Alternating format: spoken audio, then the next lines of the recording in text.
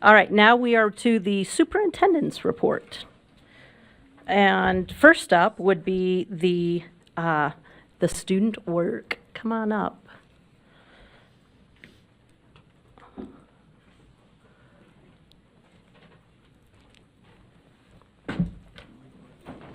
Hello, Lori Bajewski, your Fine Arts and Beverly Taylor Sorensen Arts Learning Program Coordinator. And as always, it's a privilege and an honor to stand before you every month and share in tangible detail the impact of integrated arts education in our elementary schools. And we heard this morning, before I get to the art being displayed on our walls this afternoon, I did want to give a shout out to Kelsey James and her team for highlighting our blue ribbon schools. And those would be Bella Vista from Canyons, Edgemont from Provo, and River Heights from Cache. All three are Beverly Taylor Sorensen Arts Learning Program schools. And this corroborates with our research being done last year with UEPC that indicated for every year in the BTS Arts program, we have increased academic achievement in mathematics and reading. And so, bravo, Kelsey. Yeah. And the art today is brought to you by the BYU region. And we have two schools represented on the front walls on both sides. We have Brookhaven Elementary, which is in the Alpine District. And these are two representations from the visual arts teacher, Dana Koch. And these are 5th grade and 1st grade. And I'll start with the 1st grade art just to give you all some time to decode the alphabet soup from our 1st graders. And they were dealing with CVC, consonant, vowel, consonant words. And you'll see in numerous words that are scrambled and included in different colors and manifestations on that wall over there. And so they had a really fun time both exploring vocabulary as well as arts foundations. On the left-hand side is our 5th graders, and they were looking at Navajo culture, traditions, patterns, colors, and history. And then they did some paper weaving that you'll see that is not reminiscent, but it is actually based on different Navajo patterning. And so you've got some mathematics in there as well as civics and culture and history. And speaking of culture, I know in ULEAD, the ULEAD presentation talked about culture being so hard to measure. And if you look at this wall in the yellow, we have our final presentation from Elisa Cook is our BTS Arts teacher at Davis Elementary in Uinta. And this is from last spring. This is a school-wide May Day celebration and celebration of both cultural heritage through dance, movement, and community. And that's all we got this month. Well, it's beautiful. Thank you. Next up, we have the superintendent's report, and I believe you've got a guest speaker. Sort of. Okay. Yes, thank you, Madam Chair. We are going to hear the bulk of my time. I'm going to turn it over to Assistant Superintendent Darren Nelson to talk about assessment. But I do have a couple of slides to share with you. So first, I want to talk a little bit about some work that is going on, as I'm sure you'll hear about it. So I wanted to give you a preview, and then we'll have more to come. We have been engaged in what we're calling the First Credential group, and it's a spinoff of PRIME, which is a piece of legislation that enables more students to engage in getting a first work credential out of high school, so a stackable credential. It might be their CNA or a welding certificate, or there are a number of things that through career and technical education that they can get certification on, as well as some of our schools provide students an opportunity to get an associate's degree. So in addition to a high school diploma, they're walking away with a credential.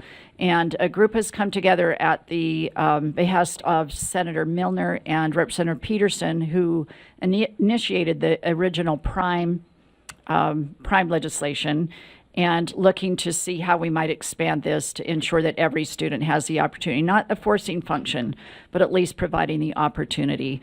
So a group came together from a lot of education stakeholders. That's a steering committee. Vice Chair Hart represents the board on that steering committee, and the intention is to also create a larger convening where the entire board would be invited. So just wanted to give you a preview and let you know that this work is being done. It's very exciting work. We had a lot of really great, robust conversation. Porch for Graduate was brought up, and other initiatives that the board is engaged in.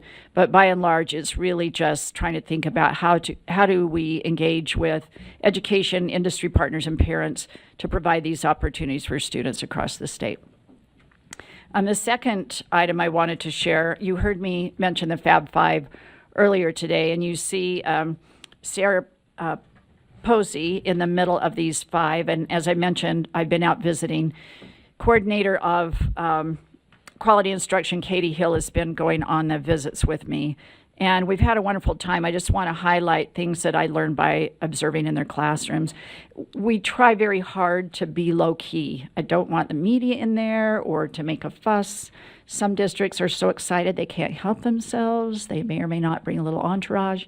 But I just try to sneak in and hang out with the teacher and the principal. It's super fun and very enlightening. So I want to highlight a few things.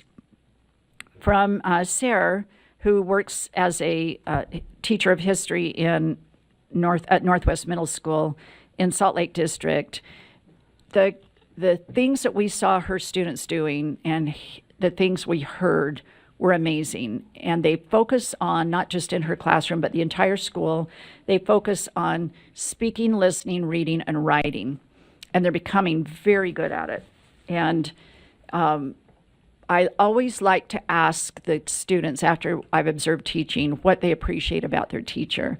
And usually with teenagers, you'll get a couple of word sentences, and the students were super articulate in using complete sentences and very robust thoughts. And it's because of the way they've acculturated themselves as a school into speaking, listening, writing, reading. Very impressive. And the room was just full of student work. They always support the Utah History Fair. You'll see a lot of their kids as winners and participants. But to see them deeply engaged in history was really exciting. From Andrew Jones, you'll see top left, we got to observe unified sports. So he teaches PE, and he had a class of students with a variety of both physical and intellectual disabilities. And in the unified sports class, he had players from soccer, football, volleyball, boys and girls from all sorts of sports groups and athletic groups, and to watch the kids passing off goals. So every student had to set a goal and then pass off the skill that they were working on. And it was great to see that they were being held to high standards regardless if they were a student with a disability or a non-disabled peer. And that was really amazing to watch. And they all praised Mr. Jones and love him. It was very clear that they love him. We then, to his right, we were able to visit Saeed Sharifi, and he works at Hart-Vixen in Granite District, and the students he serves are generally the older students. We were in a class of students who are nonverbal, and he did not talk down to them, didn't water down the curriculum. He was teaching them about supply chains and specific to manufacturing, how there are some things that are done by machines and some things that can be done by hand. And then he had a skill box for each of the students that they had to work through given an amount of time, and then they had to stand up and give it to a peer, and they had to work through all of these different skill boxes. And they had a lot of support in their classroom, but it was amazing to see them. There was a young man who wandered a lot. He couldn't sit down, so he would just keep moving. And ever so often he would look at Saeed and say, "I love you." And that's the only thing he could verbalize. And then he would work on his box and then move along with some assistance. But just, I was so taken by the high level of expectations that Saeed had for his students and the support and the love that he provides to them. On the front right, we went to visit Shari Payne, and she is from Wasatch Elementary in Provo School District. This school sits almost straight beneath the Y on the hill. And it's an old school. It's just adjacent to BYU campus, and they've had the opportunity for a lot of students to come and go and in the teacher ed program, but other students as well. So they have a high level of volunteerism. Their new school is almost ready to open. They'll be moving in during the break. And BYU has acquired or already owned the property where the school is.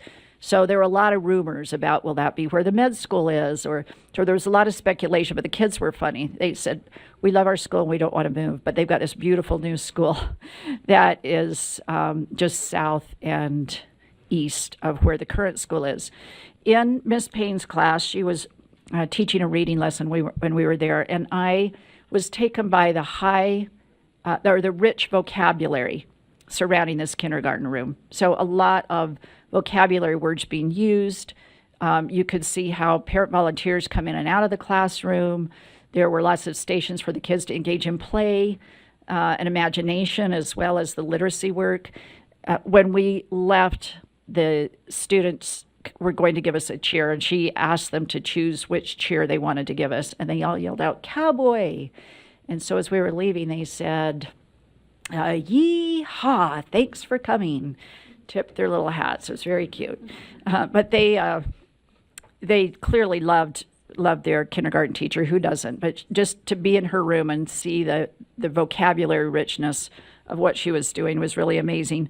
And then last but not least, we were able to visit Mrs. Settle from Juab High. She's an English teacher, and we were there during an honors junior English class, and the level of engagements the student had with text. So they had read a couple of pieces, and then they were comparing two historical figures in text and talking about rhetoric, perspective, and they had a set of questions, and they were just like the interaction and grouping and their level and depth and quality of thought and expression was really amazing to watch. And she loves her content and loves the kids. And they had so many wonderful things to say about her, including kids who said things like, "I never really liked to read until I got into her classroom," or "I never really thought about the things I was reading until we started studying specific authors." And so she really has embedded this love of literature and understanding literature in her classroom. So I appreciate being able to go out into classrooms, especially seeing excellent work and looking at our standards in practice. Now we're going to talk about how we measure standards. And with that segue, I'm going to turn it over to Assistant Superintendent Darren Nelson, whom we all so appreciate and admire for his work. And he's been very thoughtful and attentive to the way forward with assessments, but we also have some data to share. So with that, I'll turn it over to Darren. Thank you. Thank you, Chair, for the time on your agenda today as well, and Superintendent for sharing some of your time.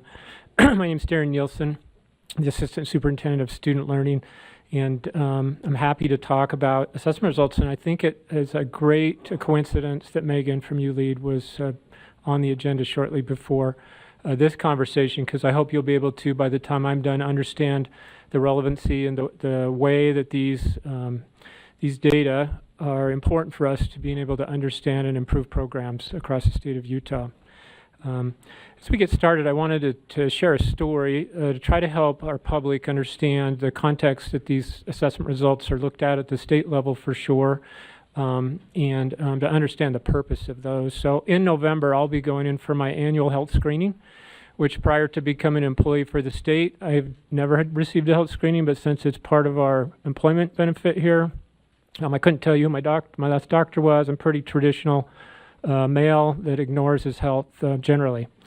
But these health screenings have become something I look forward to, and they don't take very long, and they give me a chance once a year to check in on some of my key health metrics. And this list includes all of the metrics that in a half-hour time that I'll be with a nurse, actually, they'll give me data points on all of these key individual health metrics. And none of these metrics are input-based. They're all outcomes. They don't indicate, I don't have to report how much exercise I have been engaged in over the past year, but those inputs certainly affect the outcome, or these data elements that I get to look at each year.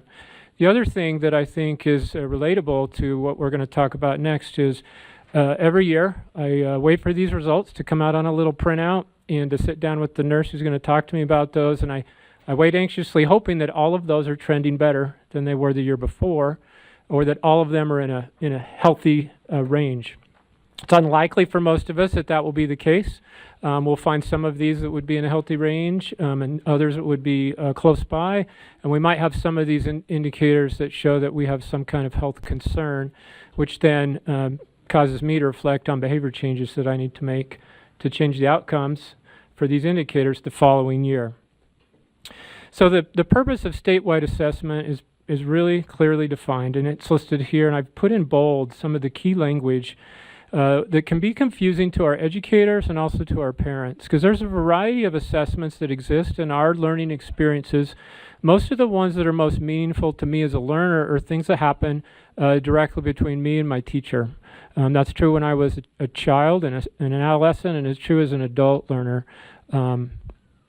Statewide assessment, though, has a very specific purpose to help us measure and evaluate the effectiveness of programs. So that word's really important to attend to, programs. Even though the individual score reports for each of these tests are given to students, and we hope that they're sitting down with teachers and talking about what that could mean for them and what actions they could take before the next assessment a year away, the real purpose of these are for programs and to recognize excellence and identify the need for additional resources, which as a board you have several programs that funnel additional resources to schools that we believe, based on these indicators from this key educational system, health system, that we believe they need additional resources to move forward. So the other thing, anytime we start talking about aggregate data of our students, and I think Superintendent did a good job of humanizing this experience, as individual students, the assessments that we're going to talk about are very personal experience. The student sits down, they interact with that assessment, and there's often emotional connection to the outcomes and maybe even the experience of the assessment. But we're going to be talking about it at an aggregate level, much like Megan was with ULEAD, but it's important to understand description before inference and inference before evaluation. And I highlight that because, remember, evaluation was part of the purpose of statewide assessments. Also, the next slide is going to indicate some participation rates for our 9th and 10th grade assessments. And I've got a note here, it's important to understand who's participating and at what rates, because that can inform how much value there is in this data being able to be compared across time. So one thing that we have been aware of and been concerned about has been discussed in the Assessment Accountability Policy Advisory Committee for a number of years. We have a study that the board has supported with the Utah Education Policy Center on trying to understand why our community is less engaged in the Utah Aspire Plus assessment than we would expect. You'll see here that ELA in 10th grade was 81% of our students participating, and that actually, these numbers are actually down from last year, and they are down from the year before that, which should be an indicator that there's something about that assessment or the delivery of that assessment that our community doesn't value as much as they do our other assessments, which have a higher participation rate for sure.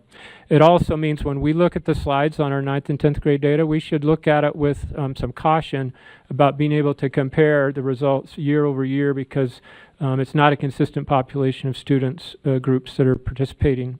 And we don't have some kind of a random process to identify who were testing. So let's look at the end of year proficiency. This is the Acadience reading test. It's administered now in kindergarten, first, second, third grade. There was a lot of discussion by this board in February and March of this year about reading on grade level. This is the test that is used to determine reading on grade level, and I'll talk about that here in just a couple of slides. But what you see here, especially in kindergarten, is you see some trends. If we're going back to our key health statistics, we see some trends there that would make us feel really positive, right? We would look at that and say, that's the trend that we'd like to see in all of our student outcomes. I'm going to move on to the other indicator that comes out of the very same test, but because Acadience is administered at the beginning, the middle, and end of year, those benchmarks, this assessment also provides a progress or growth metric. So what you're looking at here is what percent of students in each of these grades over these 4 years made typical or better progress. Again, it's not a separate test than the one we were just looking at. It's a different way of looking at that data, though. This one's looking at from a growth perspective. The next slide is our end-of-year proficiency for Acadience math, and you'll notice that that began in 2022. That was a new assessment that was introduced there. You'll see again trends in our overtime scores that have a general positive feeling about those. If people were to ask me, including the media, which is interested this week because we released the school report card on Monday, again, I would go back to the axiom, a description before inference, inference before evaluation. And when we're going to talk about evaluation, it takes a lot of time and resources, and that's where our partners like ULEAD come in to play to help us come to an understanding of the causes and effects of outcomes, whether they're positive or less desirable. Reading on grade level, again, this is still using data from the Acadience end-of-year benchmark assessment. On the school report card, there's an indicator that includes first, second, and third grade students who are reading on grade level. This has been adjusted to account for the change in the reading on grade level threshold or cut scores that were determined by our board in, I believe it was March or February of 2024. Again, you see some positive growth and trends. The legislative requirement is that the state is shooting for 70% of our students reading on grade level by 2027. So again, it would cause you to wonder, are we going to be able to make that? On the other hand, we see positive growth and trend that could be used to support the large investment of time and resources and professional learning into our early literacy efforts. Now I'm going to move into our RISE assessment. Remembering the RISE assessment is different. So the language arts assessment is designed to measure the breadth and depth of the language arts core standards. Acadience is measuring some key literacy indicators. Takes a few minutes to administer. The RISE assessment, because it's measuring the breadth and depth of the core standards that have been selected by this Board of Education, takes more time. This is a computer adaptive test. And you'll see the results over a 4-year time span for that indicator as well. This is the RISE mathematics test outcomes. Again, our achievement scores. You see some mixed areas where we see positive growth and trends, and then we might have some questions about some of that data as well. I'm going to move into the science. Again, science now is administered in grades 4 through 8 for the RISE, so you'll see that a third grade category is not listed here, and that's because that assessment is not administered at that grade level. Again, you see some information here or some results here that would cause you to have, most of us to have a positive reaction, and again, interest in understanding what some of the indicators or factors are that are promoting this growth and increase across our state. Now we move into the Utah Aspire Plus, our 9th and 10th grade assessments. This one you'll be discussing in a few minutes in the legislative request portion, and this is also the assessment that, again, we have participation rates as low as 81% and a continual decline in participation rates for this indicator as well. I'm going to highlight something here. This test and the 10th grade Utah Aspire Plus test is legislatively required for us to be able to provide students a predictive score on their ACT test. So this one is laid out in a very similar format to the ACT test, which I'm going to show you the outcomes for that as well. ACT test is an off-the-shelf assessment that we purchase, and all 11th grade students have the opportunity to take. Here's our 10th grade, Utah Aspire Plus. Again, we see some odd or unusual changes in outcomes. And again, I would cause us to question and wonder what's the impact of this on our participation rates as well. Let's take a look at our ACT 11th grade outcomes. And I will highlight that Utah is one of about 16 states that administer the ACT to all of their students in a grade level.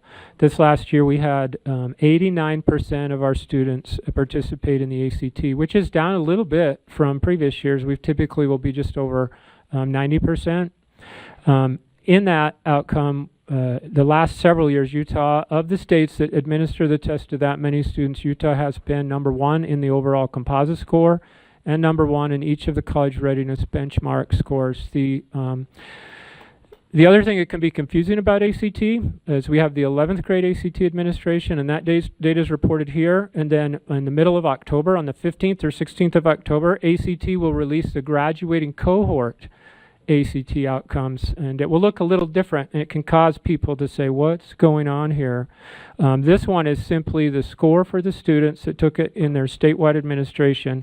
The graduating cohort results that will come out later this month will be taking the students' highest score. And many of our students will take the ACT multiple times as well.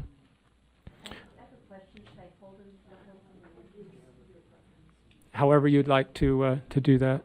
Sure. If you feel like you can get Stay back on to your, time. stay on your agenda with the interruption, then we'll go ahead and ask it now. Yeah, that's dependent on the question. Okay. All right, fair. Go ahead, Member Lear. This is an easy one. You talked about administering or 89% of the students take the ACT. Did I hear that right?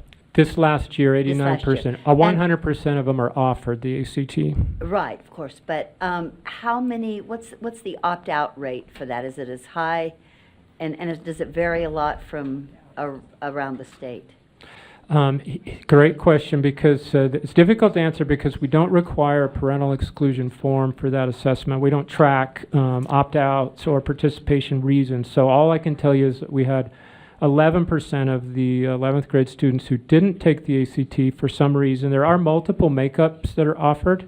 And I would expect that it varies depending on the type of high school that you're going to. Like, we have some early college high schools in the state, and I would be surprised if their participation rate wasn't close to 100%, if not at 100%.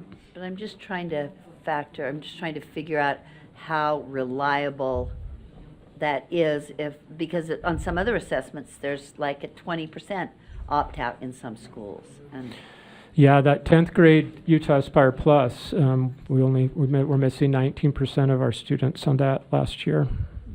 And so, okay, and I'm just wondering, and this is maybe just last thing I'll ask, and maybe an opinion question is, do you feel like there's less of an opt-out in this particular ACT offering, or is it about the same, or do you have any idea? Less than previous years? No, less than other assessments. Oh, yeah. There's more support for the ACT statewide currently than there is for Utah Aspire Plus, based on engagement by our student community that participates in it. Helpful, thank you. Thanks. I have a question. Yes. So if I were to, or if a board member were to want to get some sort of frame of reference, this shows raw score, so to speak, like the scores. Where would we go to get information on, say, other populations to compare this to? Okay, so on the ACT, because that test is off the shelf and it's administered across the country to different degrees, that one we can get some comparative information. And then the NAEP test, which I'll talk about just briefly in a minute, is another assessment whose purpose is to give us information that allows us to see how we are comparing nationally, right? So if we went back to the health screener idea, there are some measurements that part of your report is how you fit into the normal range, right? I think that's what you're asking about. With the RISE and Utah Aspire Plus, those are Utah tests that have been created here especially the RISE test, items written by Utah teachers, and the standards or the proficiency cut scores have been determined, recommended by Utah educators and determined by the Board of Education. And you really cannot compare your state test to other state tests because of those variables. Some states will set their cut scores with less rigor, lower expectations. And one of the things I tell everyone I talk to I'm really proud about Utah is Utah educators in that standard setting process and the Board of Education who finalizes that have consistently established high but attainable expectations for our students. And I'll talk a little bit about that here in just a second as well. Okay, thank you. Member Straight. Yes, real quick. Hold on. There you go. Yes, I did go visit a school last year that gives the ACT and doesn't give the Aspire. Do we have any data on schools that do that and how that compares to what happens in 11th grade versus the Aspire versus the ACT? Chair, Go ahead. if it's a public school and they're not administering the Utah Aspire Plus, they're in conflict with your rule and state code. They could be doing both. Yeah. And as a state entity, if they've signed a contract with ACT to administer pre-ACT assessments, we wouldn't have access to their data. So we'd have to leverage a relationship with the LEA or ULEAD or some other entity to do a study to get an answer to your question. Okay, Member Davis. Yeah. How do we have the conversation to reconcile the fact that on one hand, of all the states that administer the ACT to all of their kids, we're at the top of that pile. And we're at the top 5 in the nation on our AP scores. And we have so many top things. But then on the other hand, we look at numbers, and not just for ACT, but I'm going back through the RISE numbers too. And it's well, half of the students are at or above proficiency. And then that's really hard to have that conversation and to reconcile. And then you go back in history and remember, well, previously our kids were scoring 90%, and this board, before any of us were on it, lowered the cut scores significantly. And so on the very same test, the kids were scoring 90s on the year before they were scoring now in the 40s or 50s like we're seeing now, because apparently the previous boards wanted to get really real and say, look, we want to shoot for a very, very high bar. How do we help the public to understand all of this data and really know what they're, over 90% of parents, to my knowledge right now, choose publicly funded schools, whether districts or charters. How do we help them know what they're getting for their product, for their bang for their buck? I mean, with these kind of conflicting pieces of information. Yeah, sure. I can give some comment and opinion on that. And I talked to Board Member Carey about this just earlier this morning. I think it's important to understand that what happened in 2014, what you're referencing, where the previous to that we had the CRT tests, and then the board adopted college and career readiness standards. So third grade, for instance, when we tell a parent that their student is proficient in ELA in third grade, what we're telling you is that at this point in time, your child is on track for college and career readiness when they graduate from high school. And that can be a different story if our standards and thresholds are less than that. So the old CRT, I worked in a district that language arts used to be what we would be proud of. We would brag about almost 90% of our students were proficient on the CRT tests. And as soon as we adopted new standards and added rigor, these college and career readiness rigor, we dropped into the 40%. And so it took a change of reference point.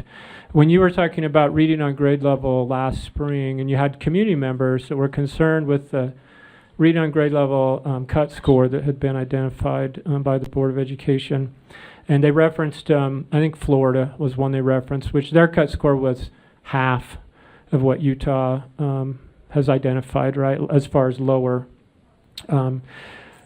One thing to consider in that setting is that their state also has a retention requirement, and so their students, if they can't meet the reading on grade level by 3rd grade, they're going to be retained, which is a significant consequence for a student.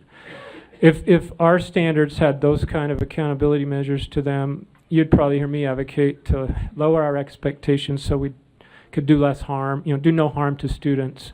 But I think we should be proud in Utah that we have these rigorous standards, both in depth and breadth of standards that the board adopted. You invest significant discussion and time around the standards, and a lot of thought goes into those.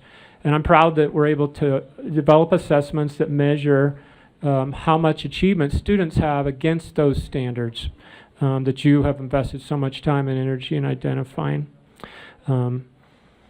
The other thing, and this is something, as I talked to individual parents back in my previous LEA, one of the hardest things, and this would usually happen with students who were on IEPs or had a disability, a lot of times they're early grade teachers, and I'm overgeneralizing, but I'm thinking of a specific example in my mind, where it's just the child tried so hard, and I just can't not score them well, and so they're going along through elementary school, and it usually would be middle school. They'd hit middle school, and all of a sudden the expectation changed for the student.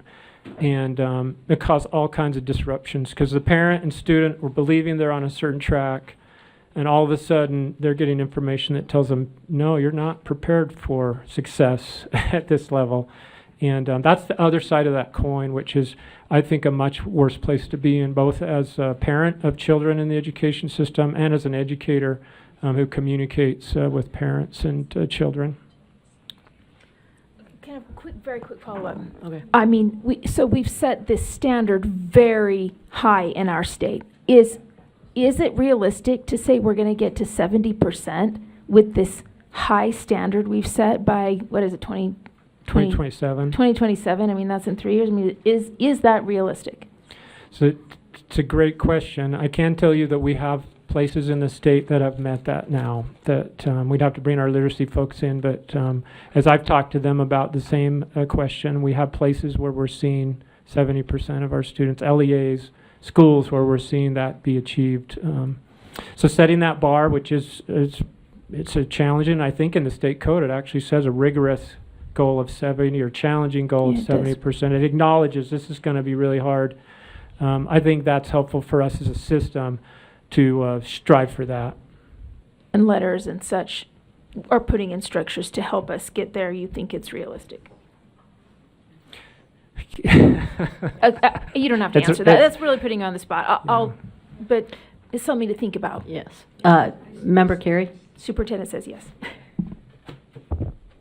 Yeah, thank you, Vice Chair. I just wanted to say, I wanted to thank Deputy Norman, Assistant Deputy Nielsen, and I'm sorry, Sydney McCarty.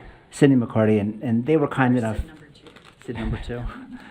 So they were kind enough to meet earlier today just to go over these questions. And Board Member Davis, I had the same question, which was, there was an event sponsored up in Weber by a third party, and they invited the local school district representative and their state school board to go.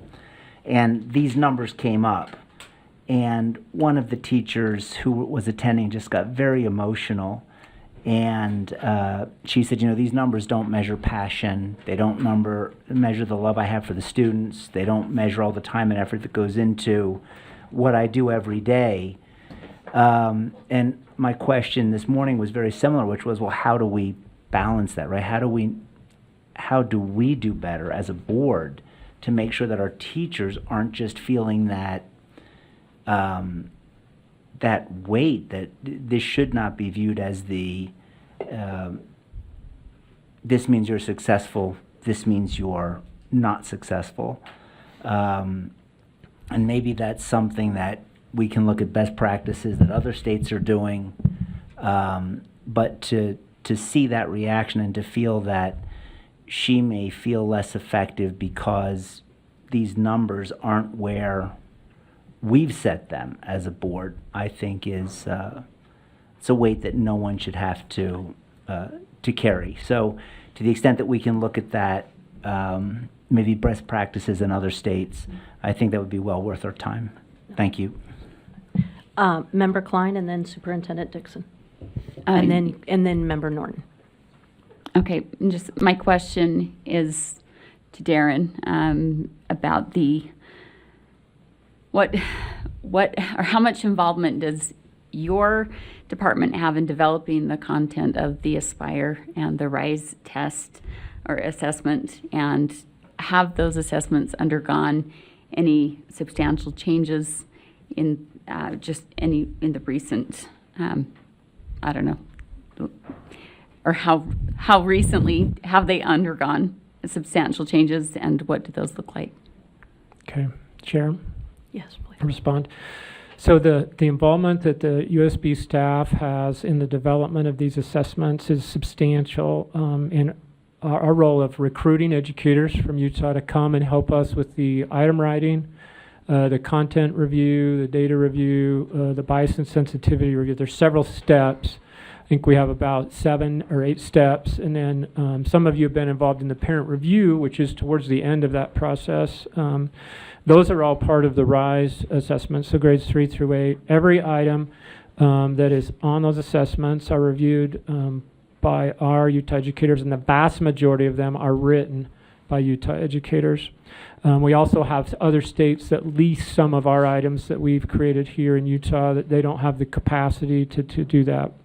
In terms of assessment changes, that's always related to or tied to standards. So, for instance, next year when we bring these results to the board, you'll hear me say, well, it'll be delayed because this time next year you'll be discussing the standard setting process, and you'll set the standards for the new 3 through 10th grade ELA assessments because you adopted new standards.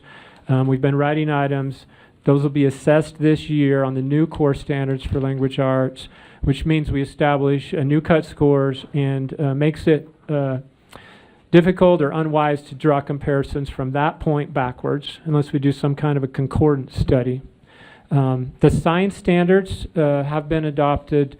They're the ones that have been most recently adopted out of what you're looking at on the screen this year. And then, as you know, mathematics is in the middle of that process. And so it's going to come on the tails right behind the ELA.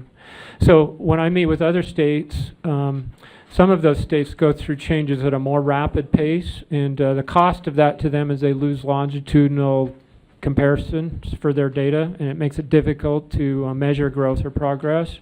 We've been fortunate that in reality our ELA standards have been consistent since 2014. So when I say fortunate, there might be a whole argument of why that should have been changed sooner, but from a data perspective, we've had the ELA standards consistent since 2014. The math as well, there were some minor changes around 2017 on the math, but in reality both of those data points, which is other states have some envy for Utah on that regard. But we're going into a cycle, Board Member Klein, where there'll be significant changes based on updates and changes to the core standards. Because remember, the assessment, all it does is measure the standards that the board's adopted, or attempt to measure those as well as possible.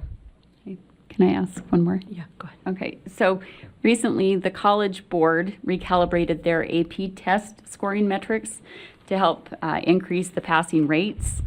Has the staff here at USBE engaged in similar type measures With or Utah, adjustments? with Utah assessments?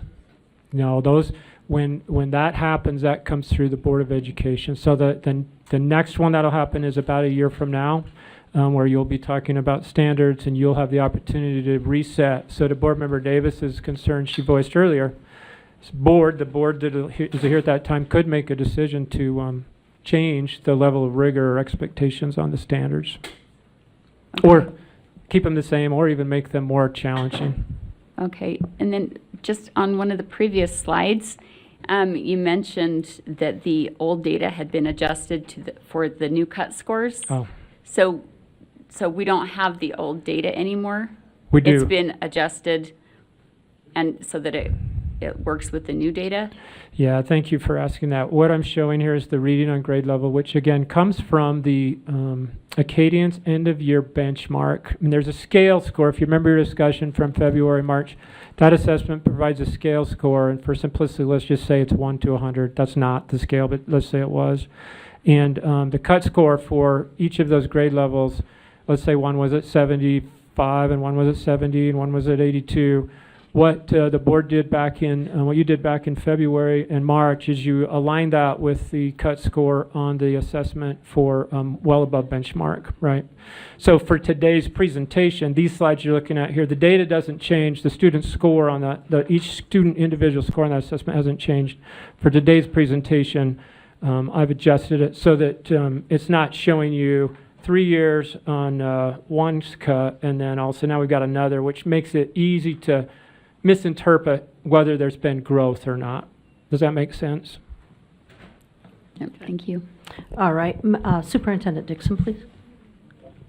Thank you. This is in response to both Member Davis asking the question of is it an attainable goal of 70%, and then your very apt description from the teacher. You saw me shaking my head. Yes, it's doable. It's doable because we have pockets all over the state where it's happening. We have it in Wasatch, for example. There are many places where it's happening, and the board has taken 2 significant steps that are already showing huge promise. One is the investment that you supported and continued to make with carry forward funds in our teachers around letters. And just in general, the science of reading. Former State Superintendent Larry Shumway used to use the anecdote of a teacher who was given materials to teach a language class. The language class happened to be Spanish, but they were given the materials of French, and then wondered why their students couldn't speak Spanish. And I often reflect on that as a teacher myself. If I were to go back in the classroom today, I would need significant retooling in the science of reading. And our teachers, for many of our teachers, they have been passionate and amazing and wonderful and haven't always had the right tools. When you look at what Megan presented in some of the things found in ULEAD and some of the testimonials that you've heard, it's a systemic approach. So we heard it from the Blue Ribbon schools. It's culture, it's professional learning, it's supportive teachers, it's the way they collaborate, it's having high quality instructional materials and high quality instructional cycles and bringing the parents in as authentic partners. It's all of the things that make it work together. And when that's happening, we see a difference. The second thing that you've invested in is full day kindergarten as a policy priority and a funding priority for early learning. And that investment in early learning is paying off. In just 2 years, we've seen an 11% increase in this state in students in kindergarten hitting the proficiency mark on Acadians. I hope I got that metric right. I think that's the latest thing I saw. Julie, you're nodding and thumbs up. It doesn't mean that children who are in a half-day kindergarten classroom can't achieve that same thing. I want to be really clear about that because our parents have choice. But because more students are engaged in full day K, and for those especially who need it, we're starting to see a significant increase. 11% is hard to get in 1 or 2 years.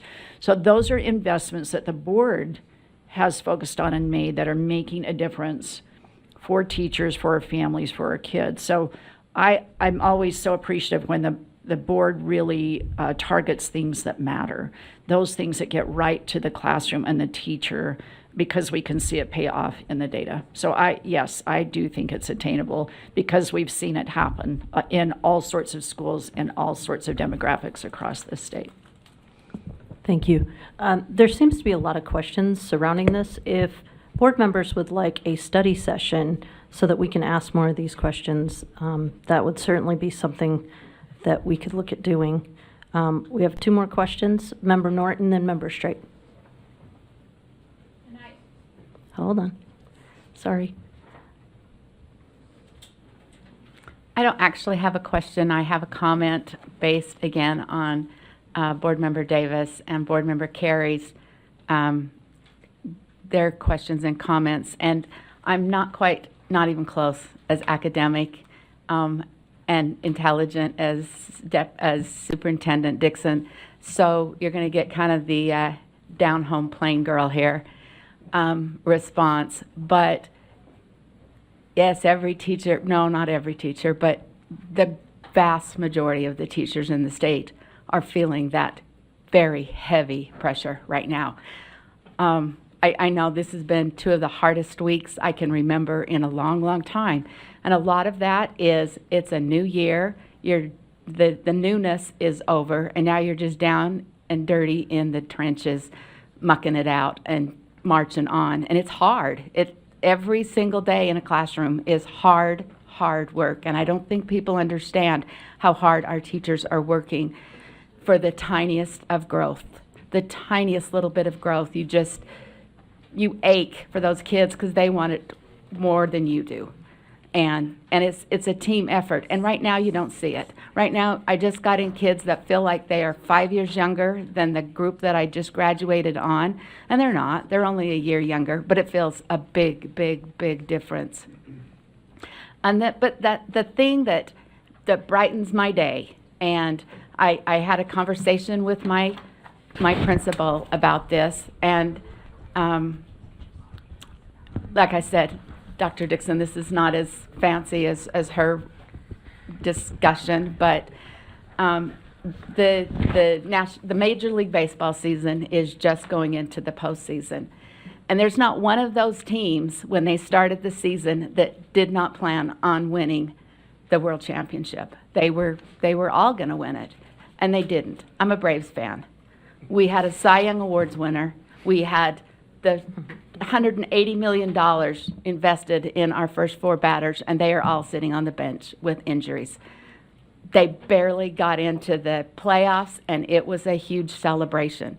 So sometimes, yep, you have to adjust those celebrations, and you're so happy to see growth. And I remember how happy I was last year that one of my students in my grade, in my school, our goal is 70% of our kids are in blue and Acadians, and that's really hard. And I had a student last year that went from red to barely green, but it was a celebration. And so we start out looking for blue. We start out looking for 100%. We start out looking for 4s on those tests. And you work hard for them, and you plan on getting them. But sometimes you don't make it, and then you find the growth. And then you appreciate the work that they've put in and the work that you've put in, and especially the work that the parents and all the teachers around you have put in. And you come back again the next year and try again. Member Straight. Yes, first of all, I'd like to answer the question, would we like a study session? I can only speak for myself. I would say the answer on my part would be a yes. From a very positive standpoint, an observation is that the Acadians assessment, it immediately impacts instruction. Very positive. It's easy to look at the scores and see where improvements can be made. And that, I think, becomes the nemesis of the Aspire. And so, in my experience, and this doesn't apply to the Aspire, but it does apply to the rest, like the ACT, students want to know how they can improve. They want it to inform their understanding. The score, and I know it breaks it down a little bit, but a score itself is not as useful as something that informs instructions. Teachers themselves, they would like to know where their weak points are. They would like to see the aggregate for their school, for their class, for them specifically. Where am I failing as a teacher? But the way it is now, it puts the pressure on without a feeling of how can I inform instruction to improve the proficiency of my students. And I think that becomes the real important point, because Acadians does that, but we don't have anything in the secondary level that really hits upon that to the extent that would be useful to educators and their students. Thank you. And back to you. Oh, well, in a minute. There you go. Okay, thank you. And I'm gonna wrap up. I think I've taken more time than I was allotted. I do want to just highlight, Board Member Klein mentioned ACT. ACT just recently announced their information. You can see here from 2019 to 2024 what Utah, oh, whoops. We'll get some technical support here, so we're not aligned.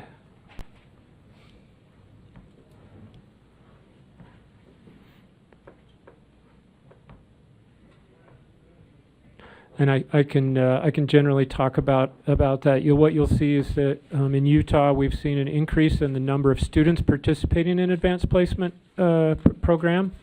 We're seeing an increase in the number of tests that are taken by those students, and then we're seeing an increase in the percent of students who score a 3 or higher. Remembering the AP test is on a scale or a range of 1 to 5, and a 3, 4, or 5 is considered a passing test, and generally can help the student attain college credit, depending on a number of other circumstances, of course. But so again, you see upward trends in this area as well. NAEP, which is the nation's report card, and it has a very specific purpose because there's no other tool that's designed to allow you as a state to be able to compare progress over time. This test has remained stable since 2002. And so you've got some longitudinal data that's available. Those results will come out in January or February 2025, so watch for that information. It's also, I mentioned there in the text above, Utah is considered a top truth teller, and this is by a independent entity. You'll see a link there to honestygap.org. You can go and understand their description.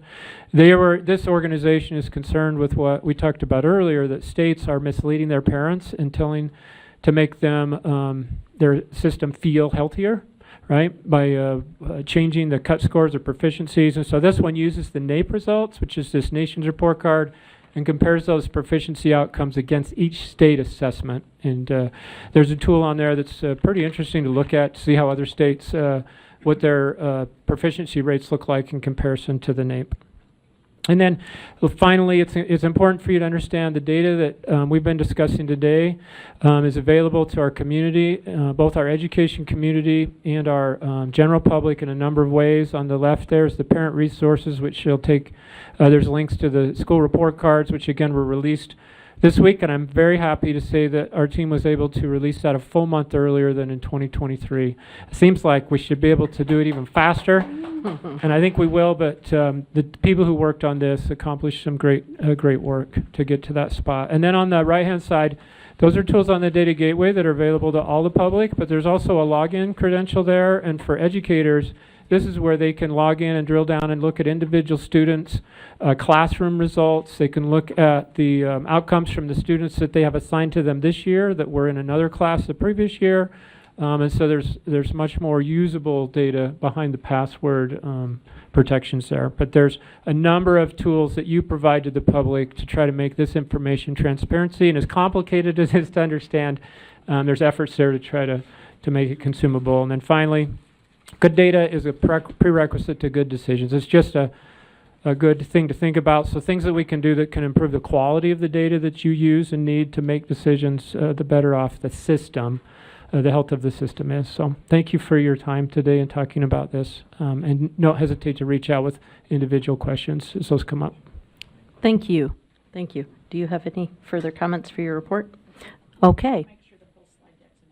Okay, great. Thank you.